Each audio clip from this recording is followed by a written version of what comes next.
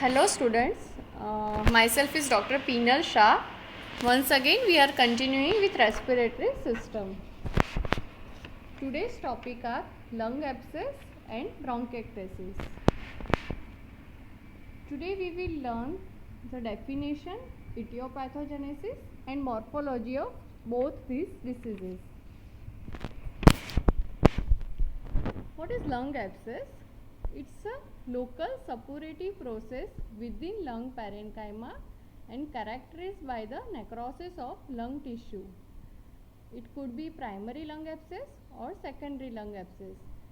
Primary lung abscess usually occurs within a normal lung, and secondary lung abscess as a complication of some other lung disease or from the spread from another site.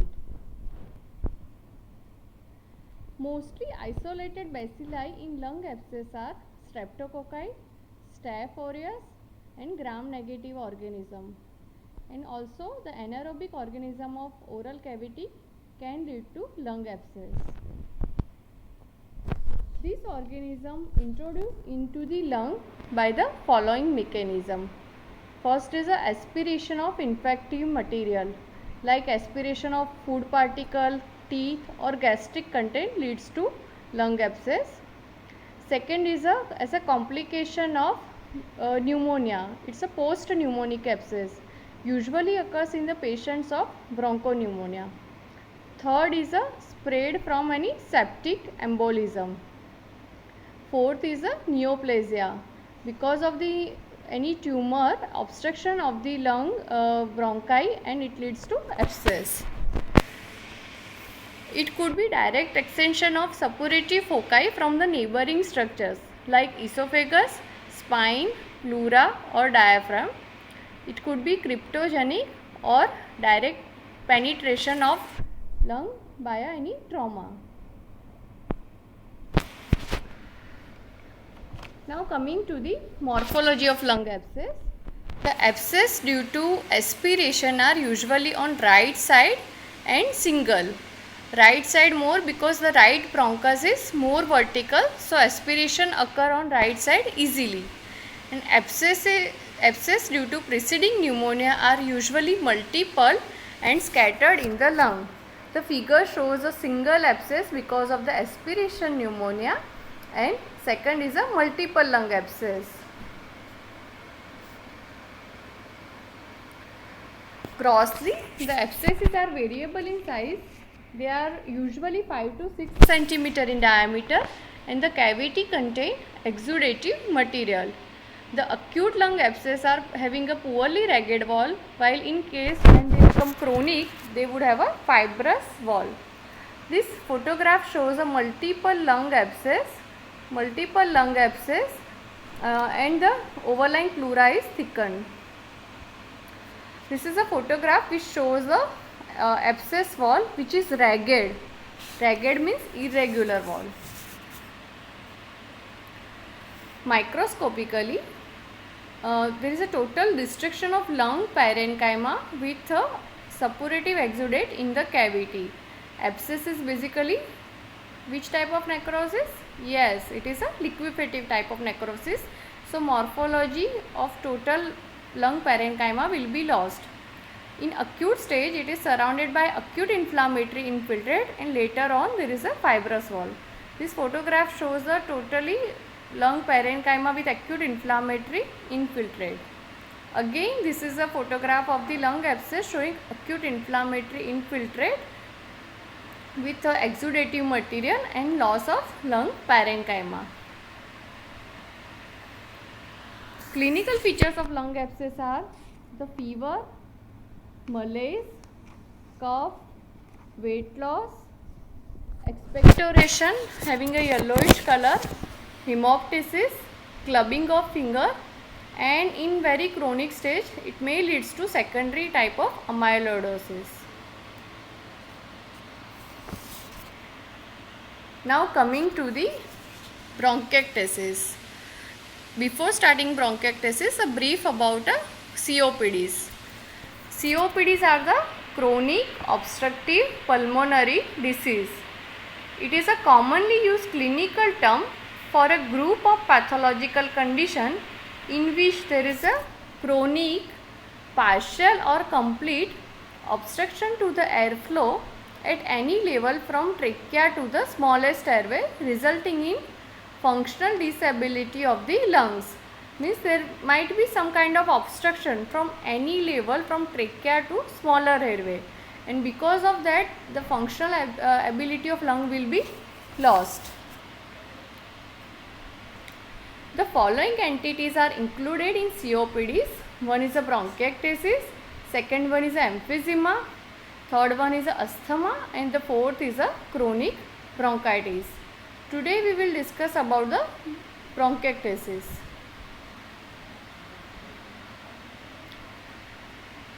Now what is bronchiectasis?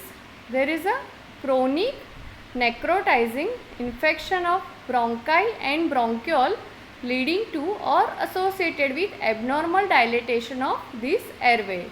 So there is a necrosis and dilatation of bronchi and bronchioles.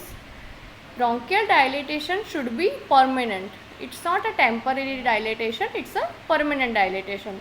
And these patients have a persistent cough with a foul smelling sputum.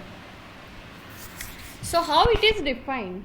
It is defined as a condition in which there is a chronic, irreversible dilatation and distortion of the bronchi caused by an inflammatory destruction of muscular and elastic component of bronchial wall.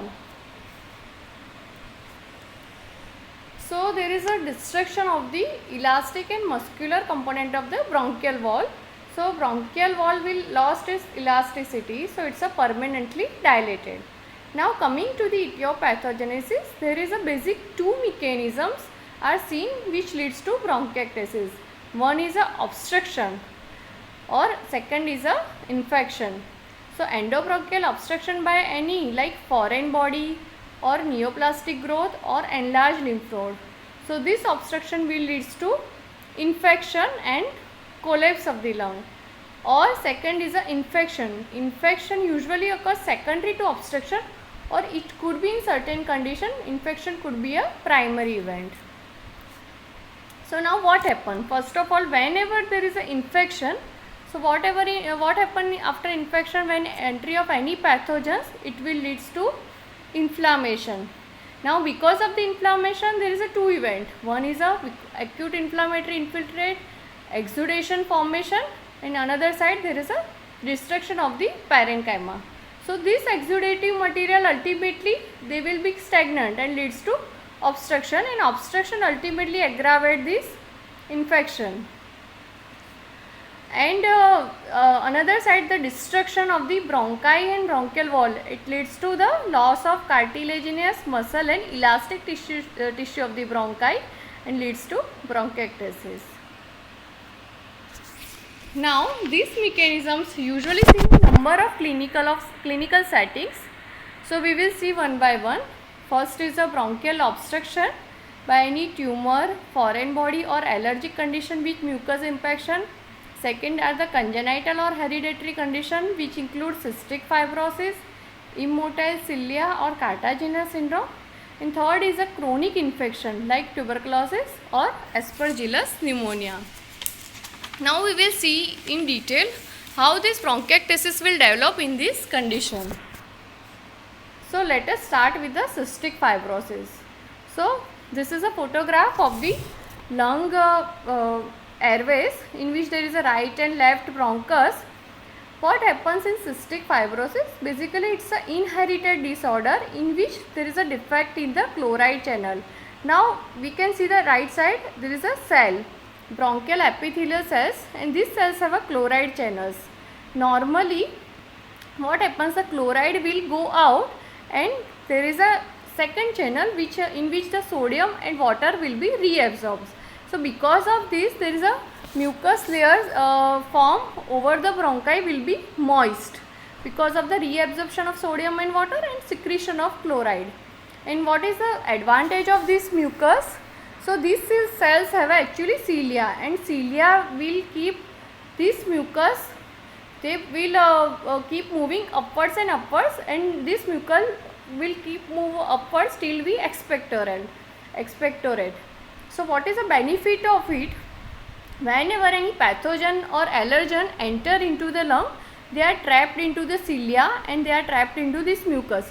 So when this cilia moving, so this will allergen or any pathogen will come out till we expectorate. But what happen in cystic fibrosis? This chloride channel are defective. There is a CFTR gene mutation and there is a defect in chloride channel. So chloride extrusion from the cell will stop and chloride will stay inside the cell, and along with that there is a more and more reabsorption of sodium and water. So there is a chloride is not coming out and sodium and water are reabsorbed. So now the mucus become hypertonic, it become thick and viscous.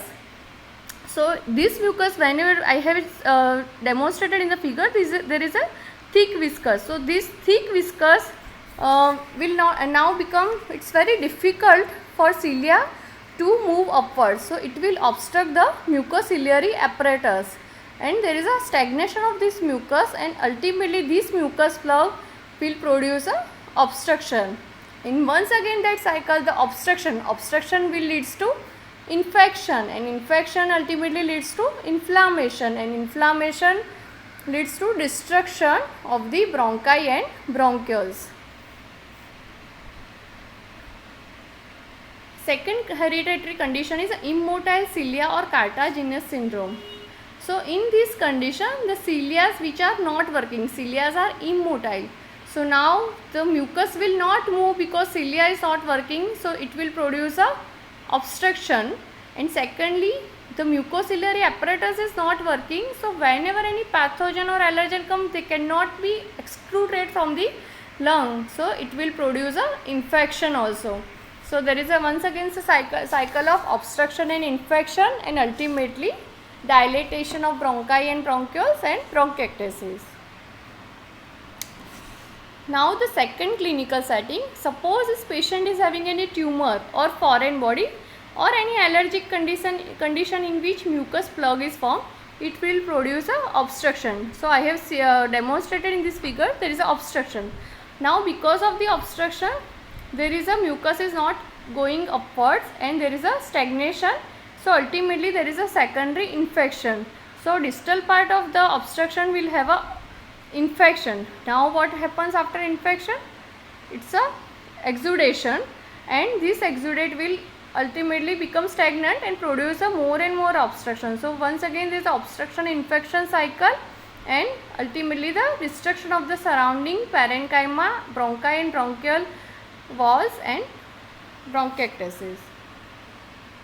The last condition, whenever the patient is having any chronic infection like tuberculosis or aspergillosis, so any infection will leads to destruction. So this is an infective foci which leads to destruction of the surrounding parenchyma and dilatation of that area, and because of the infection there is accumulation of pus, and pus will again secondarily obstruct, and this obstruction ultimately leads to that cycle of obstruction, infection and inflammation.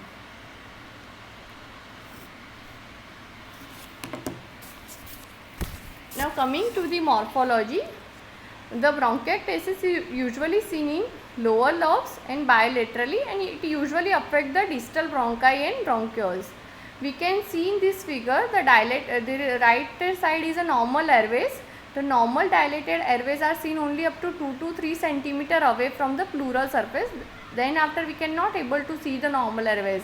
While the left is a bronchiectasis in which we can see the dilated airways are seen and reaching up to the pleura. They will reach up to the pleura and it is of at least 3 to 4 times dilated.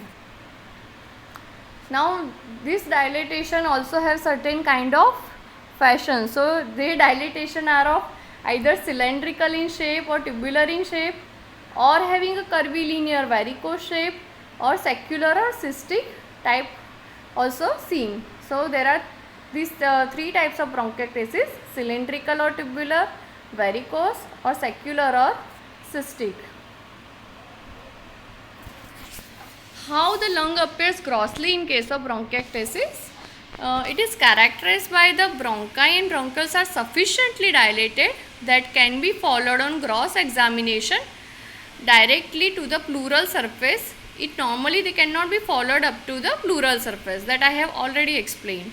On cut surface we can see the cystic pattern. It's a honeycomb type cystic pattern, and these cysts are filled with a mucopurulent secretion. This figure, right side the upper lobe is normal and lower part shows the cystically dilated bronchi and bronchioles. This is a gross photograph of bronchiectasis in which we can see the dilated bronchi and bronchioles. In this figure also there is a dilated bronchi and bronchioles. On histological examination, it depends upon the stage. Suppose patient is in acute or active stage, what will happen? Yes, first there is a acute inflammatory infiltrate, then followed by chronic inflammatory infiltrate within the wall of bronchi and bronchiole. Because of the inflammation, secondarily there is a necrosis. So extensive areas of necrosis and ulceration, and the cell lining will be lost. So desquamation of the lining epithelium or pseudostratification of columnar cells with a squamous metaplasia of lining epithelium. In some cases the necrosis will be complete and also leads to lung abscess. In chronic case, the patient would have a healing, like so patient would have a fibrosis of bronchi and bronchial wall and peribronchiolar fibrosis and total or subtotal obstruction of the bronchiolar lumen. So now the total elasticity, muscle and elastic tissue of bronchi and bronchial is lost, and there is only fibrosis. So fibrosis ultimately leads to dilatation and loss of elasticity. So it leads to bronchiectasis.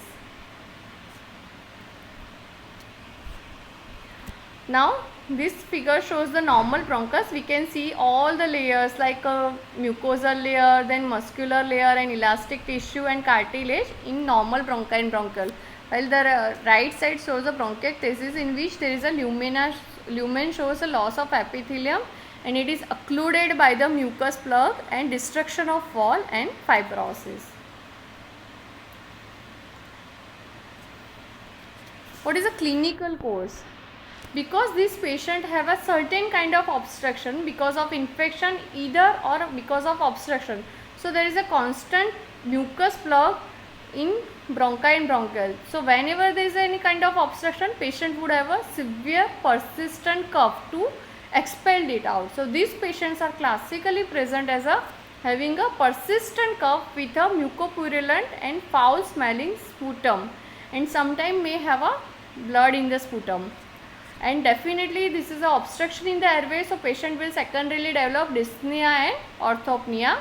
And because of the less oxygen, there is a clubbing of the fingers.